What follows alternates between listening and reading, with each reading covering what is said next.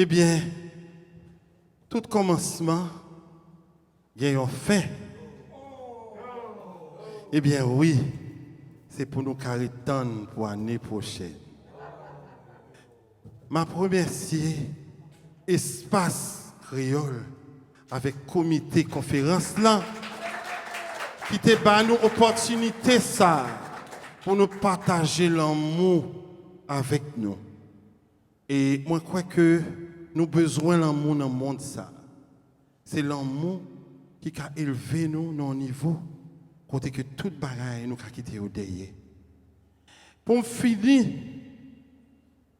moment ça, moi pral relais Malou Beauvoir côté que nous pral chanter pour nous et pour tout peuple haïtien, pour le monde entier.